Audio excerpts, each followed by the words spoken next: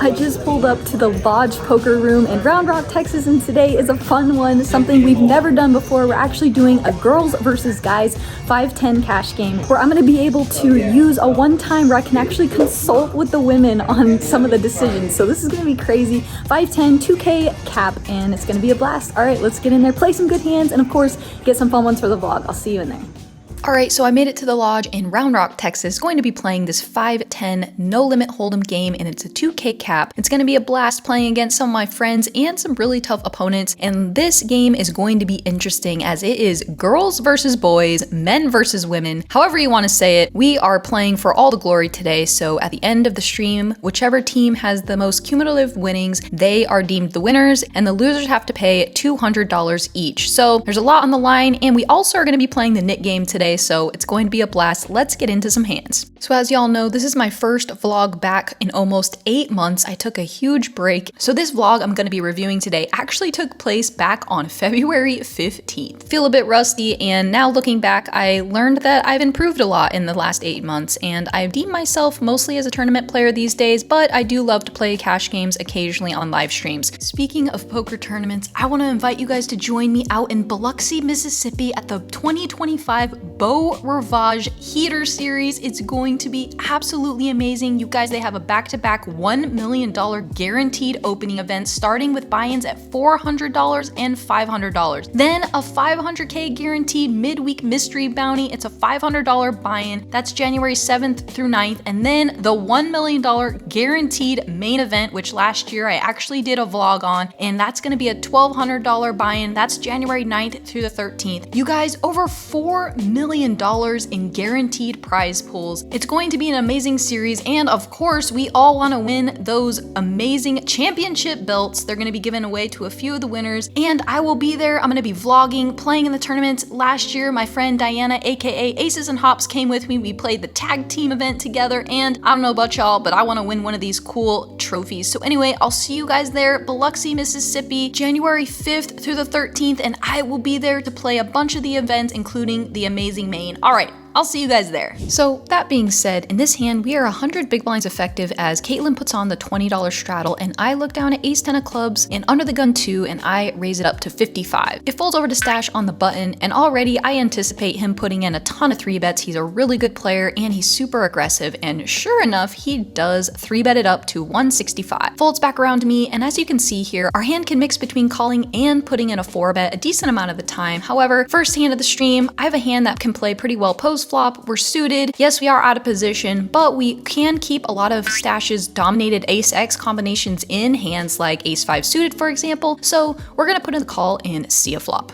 The flop is Jack 5-7 with 1 club, and on this board texture, we are going to be checking our entire range over to stash on the button. And he bets $100 into 365. For this price, our ace 10 of clubs can peel here some of the time. We're going to be folding about 60% of the time. However, I think this becomes player dependent and how often we're going to be able to realize our equity. Against a player like Stash, I do think we're going to face a lot of aggression a ton of the time on turns and rivers. However, with our specific hand, we do have some nice backdoor opportunities to make hands and also some backdoor opportunities on this board texture to put in bluffs depending on the run out. So for this price, I am going to peel and we are going to head to a turn card. The turn I found to be an extremely interesting card. It is the King of Clubs. So upon studying this spot, in-game my thoughts were correct. There are some turn cards I can start leading. For example, I would love to lead the 8 of clubs, perhaps even the 9 of clubs at some frequency. However, the King specifically is not a great card for my range, but it is for my opponent's 3-betting range. So in-game, I did decide to check. And then Stash goes for a chunky sizing of $420. And in-game, I thought this spot was kind of a leverage spot. I thought after I played the hand that I played it poorly in the sense of I should be jamming a decent amount of the time. However, as you can see, we can lean towards raising or calling here. So I actually thought my call was quote unquote bad at the time, but after reviewing this spot, it is totally reasonable. We have enough chips behind, we can continue to realize our equity, but I think against a player like Stash, I do prefer to jam here because we can get hands specifically like ace queen to fold, and of course we get to fold out some of his equity if he's 3-betting light with hands that may be connected with the board or have some sort of straight possibility possibilities, but I did choose the passive option and put in the call. The river is the 5 of diamonds pairing the board,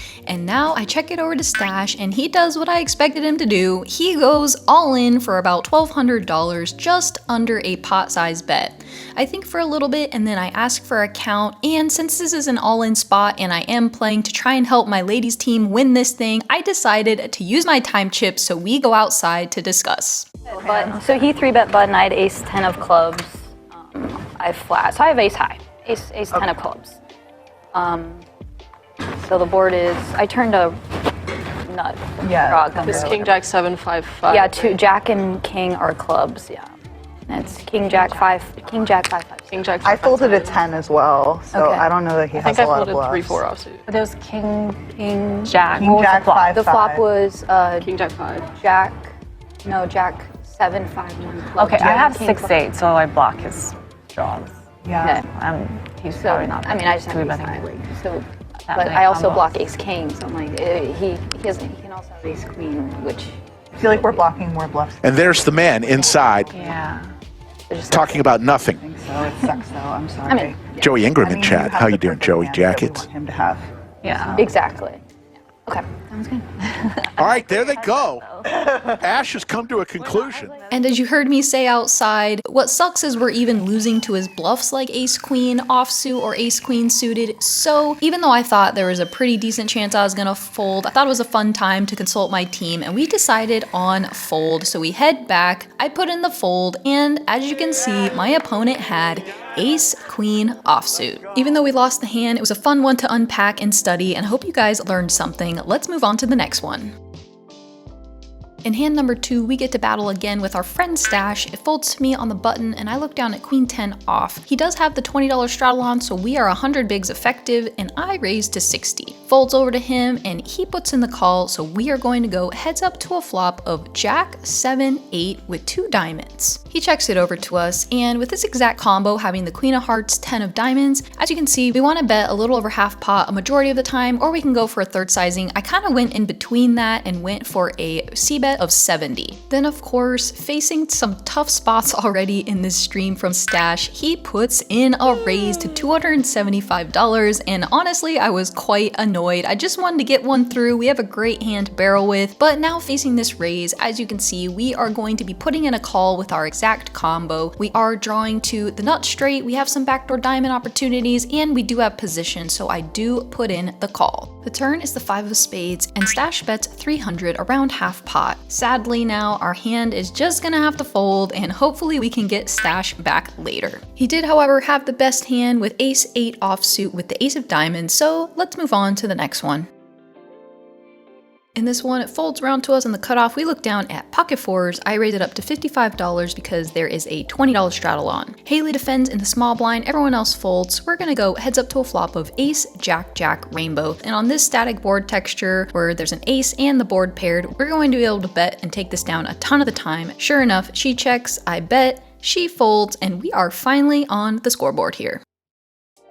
So since this is guys versus girls, I did want to highlight some of the other hands that happened throughout the stream that would make or break us winning or losing this thing. And in this one, this was probably the bluff of the night and a crazy one where Haley puts in a raise to 75, Stash puts in a 3-bet, and then Haley 4-bets the king 10 off to $600. Stash decides to call, and then they go heads up to a flop. The flop is ace 9 4 rainbow, and Haley checks it over after 4-betting pre, and Stash checks quickly behind. The turn is a queen of clubs, and now Haley starts betting and she makes it 500. Stash makes the call, so they head to a river card, which is a 7 of diamonds, and Haley jams all in. Stash throws in his time bank, so he goes out with his team to discuss. We really wanted to know if Haley was bluffing or not, and she let us know that she was bluffing, so of course we're just hoping that the boys come back in and land on the decision to fold, and here's what happened. What do you, I didn't have an ace or a queen. King.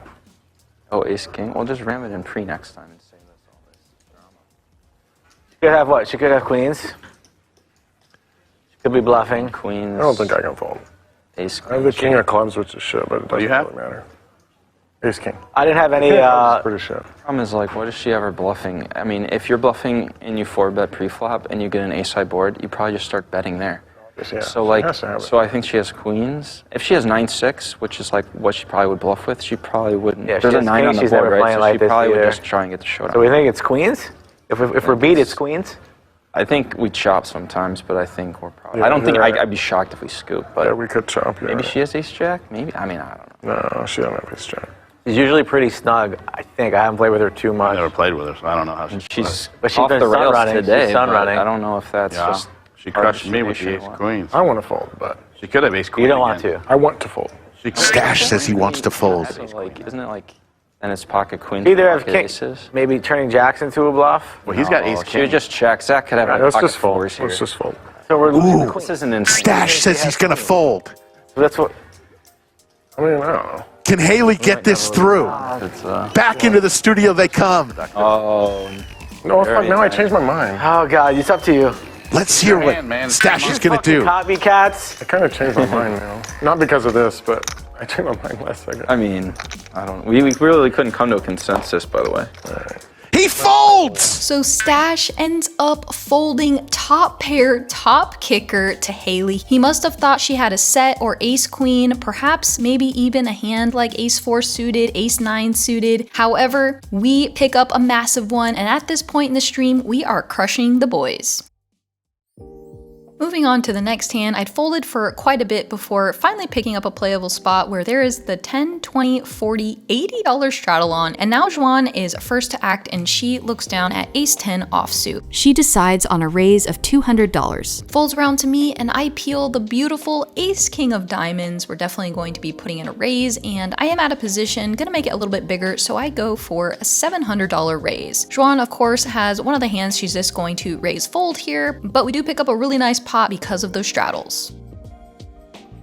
At this point, we're almost about halfway through the stream, and a spot comes up where now Caitlin gets to use her time chip. So in this one, Stash raises it up in the cutoff with pocket fives, and Caitlin calls in the big blind, and Skull Mike calls with his straddle, so they're going to go 3 ways to a flop. The flop is 6, 9, 7, rainbow, so Caitlin flops top pair and some straight draws. Flop checks around, the turn is a 4, and now Caitlin's gonna bet her pair, and she bets 150. Skull Mike doesn't want to fold just yet, lands on a raise and makes it 425. Stash gets out of the way. Caitlin puts in the call. She's not gonna go anywhere, not a believer. So they head to our river card, which is a 10. So now Caitlin has top 2 pair. Of course, any 8 makes a straight, and so Skull Mike is going to represent that, and he bets 800. Caitlin decides to throw in her time chip, so now we are going to go talk this one through. This was actually a pretty tough spot because Skull Mike can easily have an 8x combination in his hand. Caitlin does river top 2 pair, but her hand is essentially a bluff catcher in this spot. So we talked for quite a while. We went back and forth. We really felt like it was a coin flip spot. However, in a live stream game, maybe a little bit too tight to fold the 2 pair here. But even though the rest of us weren't sure, Caitlin was pretty confident that she wanted to flick in the call. She was pretty confident she was gonna lean call, but just wanted to talk it through with us. And she wanted to listen to her gut. So we marched back on in there, and Caitlin puts on the cape, calls Skull Mike, hoping he's bluffing, and we had a total bluff, and the girls are now smashing the boys.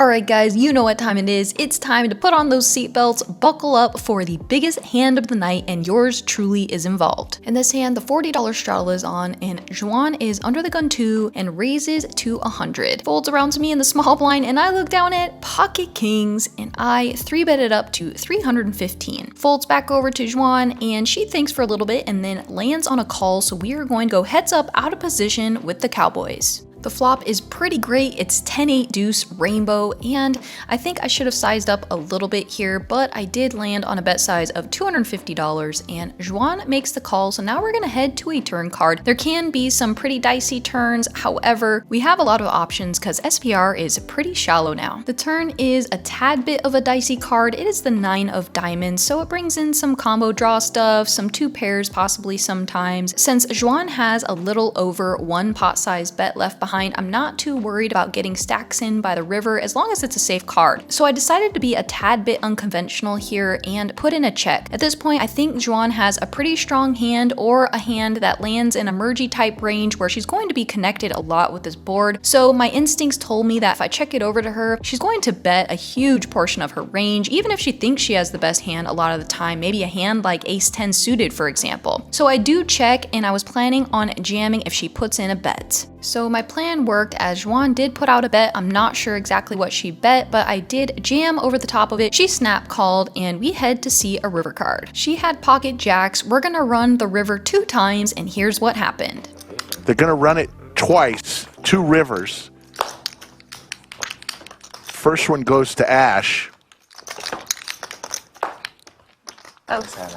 And Ash will scoop.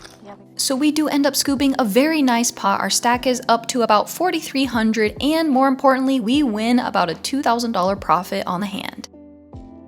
In this hand, the $20 straddle is on, and I'm first to act and look down at pocket tens. I raise it up to 55. At this loose, crazy, aggressive table, I don't expect to win this pot that often unless we smash the flop, as I pick up 3 callers, so we are going to go 4 ways to a flop. The flop is pretty great for our hand. It's Queen Jack 4 rainbow, and we flop 3rd pair, womp womp. So we're just pretty much done with this hand, as the flop checks around, the turn and river check around as well. So it was pretty nice to be able to realize our equity multi-way like this. However, Cinnabon does outflop us with a pair of queens, and he takes us one down, but more importantly, we lose a small one.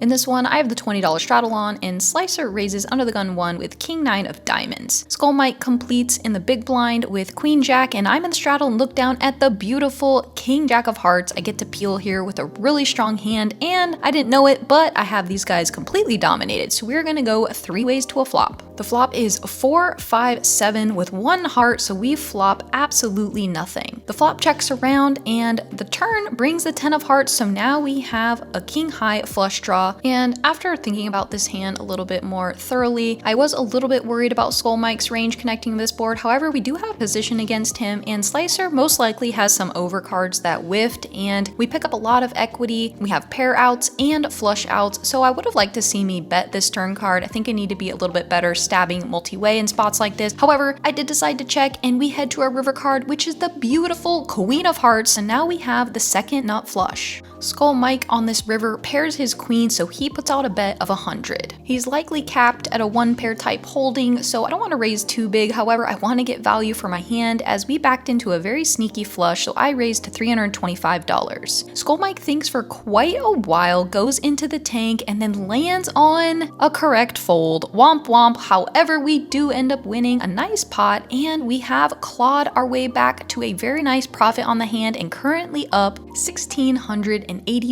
on the session. So we're nearing the end of the stream, and we are beating the boys. However, Juan has had a pretty rough night. Not anything of her own fault, just got into some pretty gross spots. And here in this hand, she lands on the river where she bets her king for value, as she has top pair jack kicker, and then gets raised to $1,000. And the reason this spot is so crucial is because the boys will take the lead if Juan makes the call and is wrong here. So we head outside to talk this one through. We thought against a player like Cinnabon, her hand is just too good to fold. However, he was being very polarizing, raising to this large of a sizing after Juan only bets about $100 on the river. So we come back in, and she decides to flick in the call and sees the very bad news, as Cinnabon had rivered a full house, deuces full of 9s, and Juan takes a pretty tough beat. In this hand, the $20 straddle is on, and I open up pocket 8s and hijack to 60. Slicer next to act has ace 10 offsuit, and he puts in the 3-bet to 175. We are definitely deep enough here for me to set mine, and so I put in the call, and we head to a flop of ace 4 7 rainbow. Being out of position here on this ace high flop against a very good and aggressive opponent, flopping a hand like second pair, we're not going to be able to realize the equity of our hand that often, so I do decide to fold, and happy to see that I made the right decision, and we move on to the next one. In this hand, we are still currently playing the knit game yet again, and I still have my knit button, so I'm trying to get rid of it. Don't want to be the last one with it. And Juan raises under the gun 1 to $60. Skull Mike calls, and then I look down on the button with Ace King offsuit. I'm very incentivized to get rid of my knit button. I know Juan's a very, very good, capable opponent, so she could be raising with a lot of hands that she'll fold to if I put in any kind of aggression. So to get rid of my knit button, I have a very, very good hand to do so, and I don't want to pay that bounty. I'm just gonna rip it all in and hope to take this one down pre. However, Juan must have a really strong hand because she calls my all in, and so now we are about to play a $4,000 pot. Skull Mike gets out of the way, and we're gonna run this one twice, and here's what happened. Run out of straight. Yeah, been very lucky. Juan Queens are gonna squeeze. ahead. Ash looking for an ace or a king.